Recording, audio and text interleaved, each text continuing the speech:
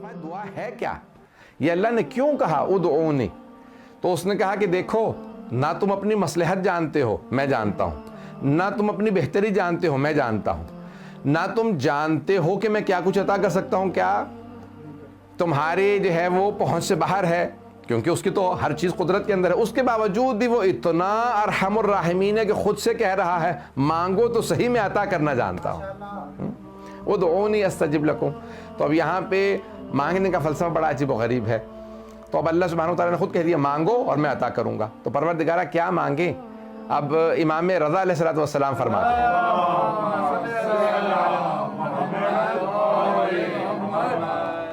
الدعاء مخ العبادہ.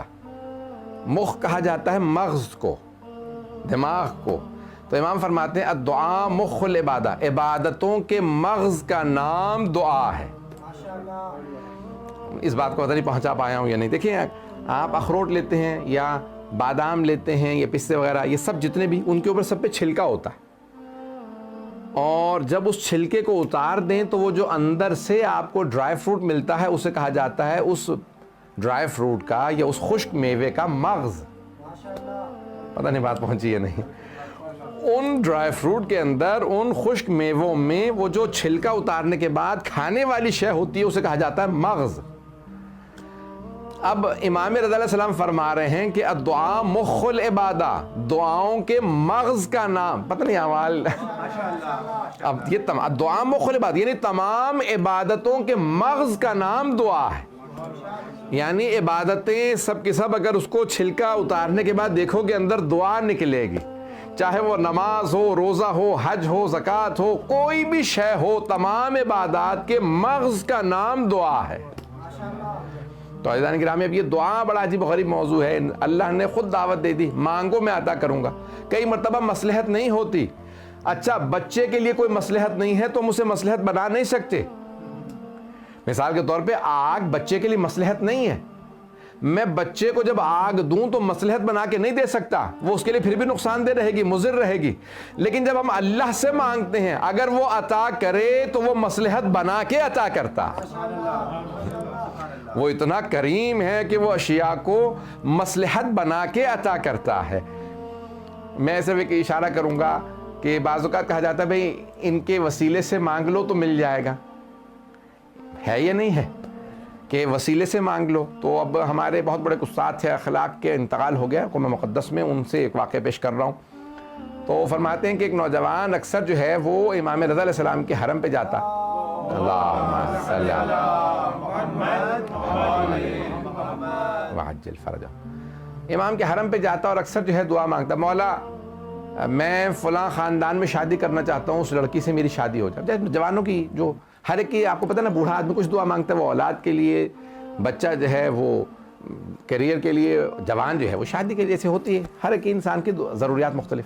تب جوان ہمیشہ کہتا پروردگارہ میری دعا ہو, یہ قبول ہو جائے, میری جگہ شادی ہو جائے. امام کے حرم میں جانے لگا, ہر روز مشہد چلا جاتا, ٹکٹ لیتا, بہت زیادہ, مولا میری یہاں شادی ہو جائے. بہرحال ایک دن ایک باہر نکلا تو دیکھا بزرگ عالم دین آ رہے ہیں. کہا میں نے امام رضا کے حرم میں اتنی دعائیں مانگی ہیں, میری وہاں شادی ہی نہیں ہو رہی.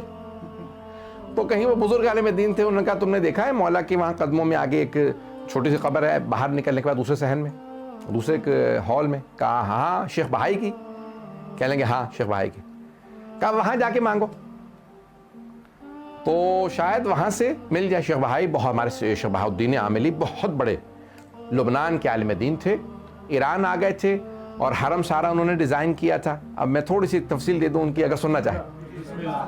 شیخ بہائی ایک عام عالم نہیں ہے, تمام علوم میں ماہر تھے. کشکول بہائی مشہور, ان کی کتاب الکشکول بہت مشہور ہے, بڑے بڑے علماء, اور اس میں بے انتہا مطالب ہے. بہت سی کتابیں ان کی, اور ان کی اعمال کی کتاب مفتاح الفلاح کے نام سے مشہور ہے. بہت کتابیں ان کی, اور بہت قابل عالم, علم جفر وغیرہ کے ماہر تھے. حرم امام رضا انہوں نے ڈیزائن کیا. بادشاہ نے اس زمانے میں کہا کہ بھی یہ حرم ڈیزائن کر دیں, آپ نقشہ اچھا بنا لیتے ہیں. آرکیٹیکٹ بھی تھے, فقیہ بھی تھے, اصولی بھی تھے, مفسر بھی تھے, محدث بھی تھے, ادیب بھی تھے, تمام علوم میں ماہر تھے. شیخ بہاؤالدین عاملی بہت بڑا نام ہے, بہت بڑا نام ہے. اب یہ حوضے والے سمجھ سکتے ہیں.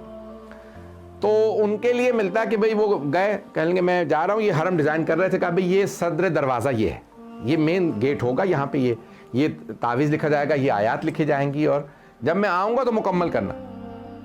بہت بیمار ہو گئے, بہت کچھ ہوا, بہت تفصیل, بہت لمبا واقعہ, کیونکہ شرح میں مختصر رکھنا چاہتا ہوں مجالس سے, کیونکہ آن لائن سننا آسان نہیں ہوتا. بہت اعمال کر رہے تھے, اچانک ایک دن خواب میں دیکھا, کہا کہ بھئی یہ جو تم دروازے پہ لکھ رہے ہو میں اس سے راضی نہیں ہوں. امام رضا علیہ السلام نے کہا میں راضی نہیں ہوں اس بات سے.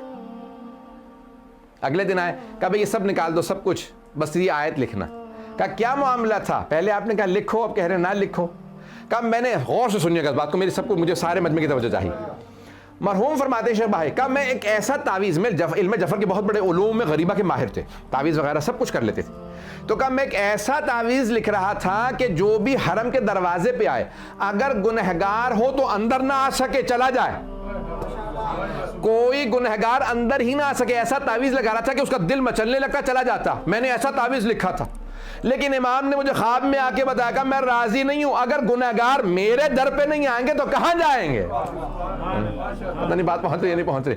کہ اگر گنہگار میرے در پہ نہیں آئیں گے تو اور کہاں جا کے مانگیں گے؟ کہ خبردار کوئی ایسا کام نہ کرنا کہ یہاں سے گنہگار ویسے باہر سے واپس چلا جائے, میرے حرم میں آنے دو, جو جیسا ہے ہو, جب میرے پاس آ گیا تو میرا ہے, جب وہ گنہگار بھی ہو تو آ جائے. پتہ نہیں بات پہنچ رہی ہے نہیں پہنچ رہی ہے. عزیزان گرامی, اب یہاں پہ شیخ بہائی کا میں جو پیش کر رہا ہوں کہ بہت بزرگ عالم دین, بہت, تو اب وہاں پہ کسی عالم دین نے کہہ دیا اس نوجوان سے, ذہن میں واقع ہے نا جو میں پیش کر رہا تھا, کہ ہم توسل سے مانگتے ہیں, وسیلے سے مانگتے ہیں, تو کہاں شیخ بہائی کا واسطہ دے دو. تو کہیں گیا, کہا کہ بھئی مجھے بڑے بڑے علماء نے آپ کا بہت مقام بتایا ہے کہ آپ بہت پہنچے ہوئے تھے, میری فلاں جگہ شادی مجھے نہیں ہو رہی ہے, میرا بس رشتہ ہو جائے کسی بھی طرح سے.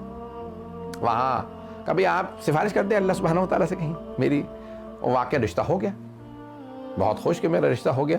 اچانک ایک دن آیا, لڑائی شروع ہوئی, یہ ہوا وہ ہوا, اور ختم ہو گیا رشتہ. اور کچھ ایسے مسائل ہوئے کہ وہ اخلاقاً میں پیش نہیں کرنا چاہتا, کہ وہ طلاق ہو گئی. آیا بہت غصے کے اندر شیخ بہائی کی قبر پہ, کہ اگر دینا نہیں آتا تو انہی سے سیکھ لو جن کے پاس بیٹھے ہو. پتہ نہیں بات پہنچی ہے نہیں پہنچی.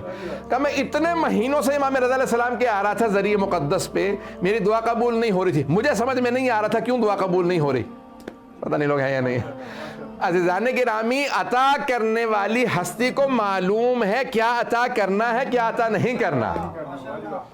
تو اللہ بعض اوقات ہم لوگ بہت زیادہ, مولانا کوئی ایسا وظیفہ بتا دیں, کوئی ایسی دعا بتا دیں, کوئی ایسی آیت بتا دیں, کوئی تسبیح بتا دیں کہ جیسے بھی ہو دعا قبول ہو جائے.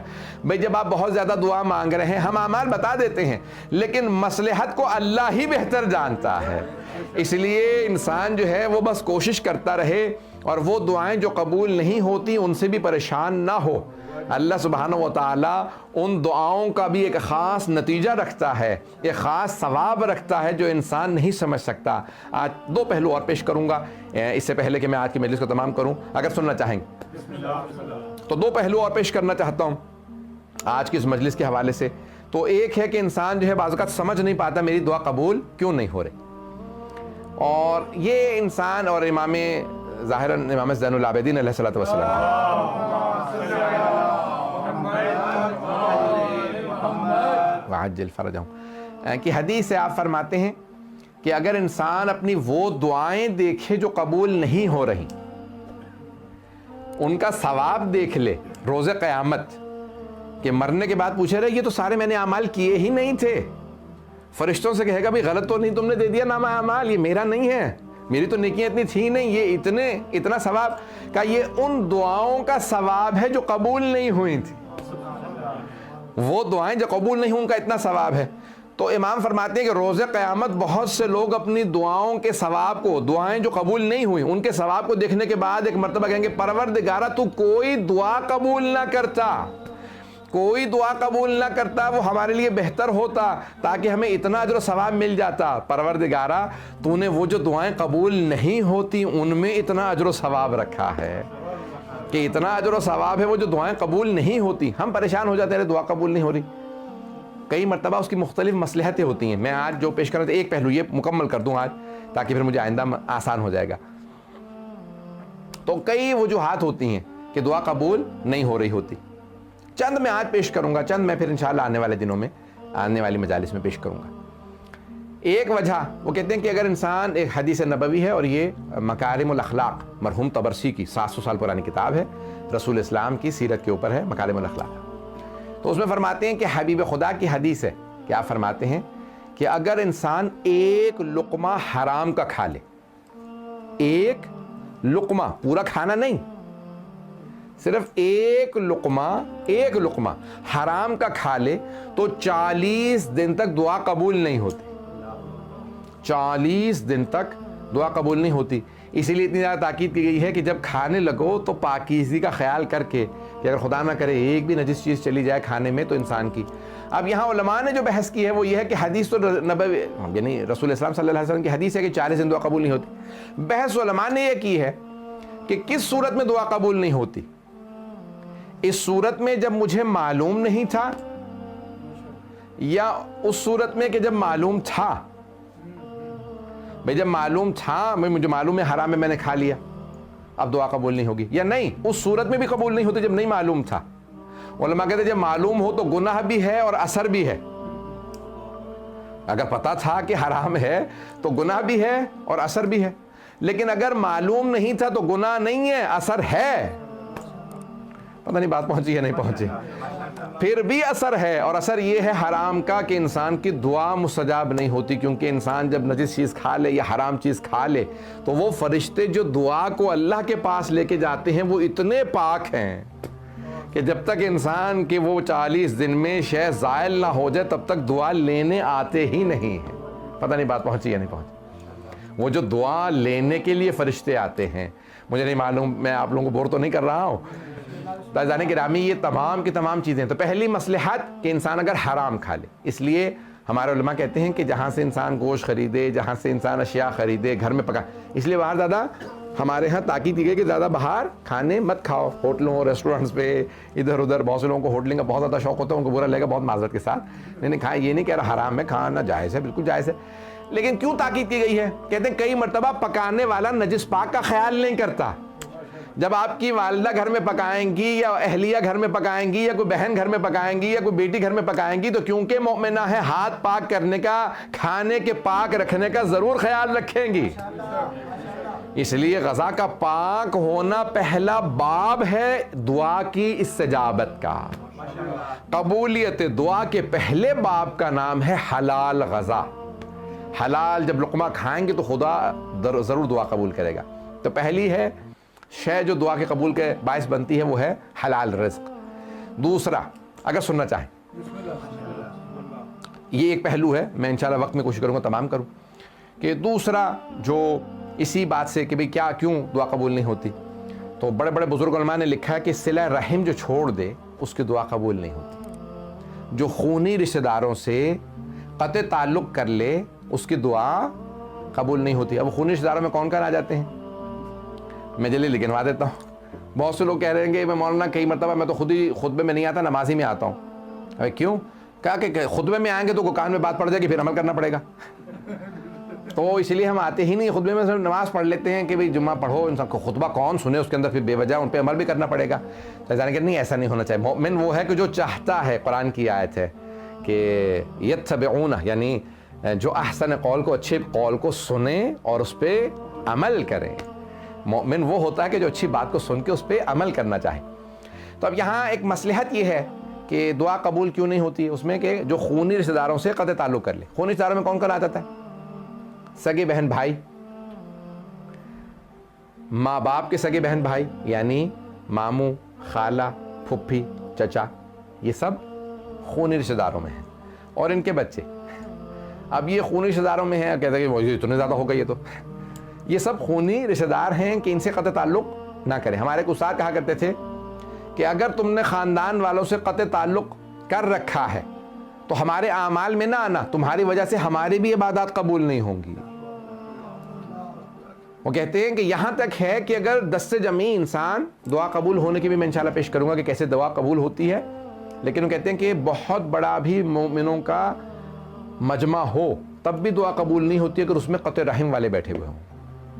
اس لیے ہمارے استاد کہتے تھے کہ بھئی آپ بے شک نہ آئیں ہمارے اعمال میں بھی، تاکہ ہماری تو کم از کم اعمال قبول ہو جائیں۔ تو آپ کی وجہ سے ہماری بھی دعائیں قبول نہیں ہوں گی, ہمارے اعمال بھی قبول نہیں ہوں گے. اب آپ کہیں گے بھئی ارے سب کو گنوا دیا, ماں باپ کو نہیں گنوایا. میں نے جان بوجھ کے ماں باپ کا نام نہیں لیا تھا. میں نے کہا چچا, پھپھی, خالہ, ماموں, سگے بہن بھائی اور ان کے بچے, اور چچا اور جو چچا وغیرہ ہیں ان کے بچے.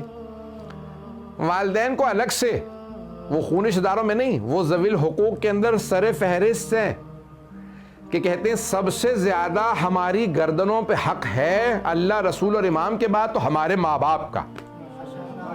سب سے زیادہ حق اللہ, کیونکہ البتہ اللہ, رسول اور امام کے بعد, کیونکہ اگر امام سے ان کی بات ٹکرا جائے تو اللہ نے قرآن کریم میں کہا فلا تطیعہما, تو ماں باپ کی اطاعت نہ کرنا. لیکن کہیں نہیں آیا کہ نبی کی اطاعت نہ کرنا, امام کی اطاعت نہ کرنا. ہر حالت میں اللہ کی, نبی کی اور امام کی اطاعت کرنی ہے. کہیں نہیں انسان کہہ سکتا بھئی یہاں پہ میں معاذ اللہ امام کی اطاعت سے خارج ہوں. کسی بھی جگہ انسان خارج نہیں ہے. آپ جب بھی کچھ بھی کر رہے ہیں تو ہر جگہ پہ امام کی اطاعت ضروری ہے. لیکن کہیں ایسا ہو سکتا ہے کہ ماں باپ کی اطاعت نہ ہو, جہاں پہ بھی اللہ, رسول اور امام کے حکم سے ٹکرا جائے تو وہاں ان کی اطاعت نہیں کی جائے گی. پتہ نہیں بات پہنچی یا نہیں پہنچی.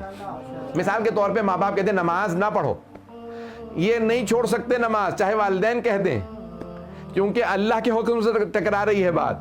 نبی کے حکم سے یا امام کے حکم سے ٹکرائے تو پھر ماں باپ کی اطاعت واجب نہیں ہے. اطاعت واجب نہیں ہے لیکن گستاخی پھر بھی نہیں کر سکتے, گستاخی پھر بھی نہیں کر سکتے. تو اب ماں باپ ذوی الحقوق کے اندر آ جاتے ہیں, تو جن سے انسان اگر قطع تعلق کر لے تو دعا قبول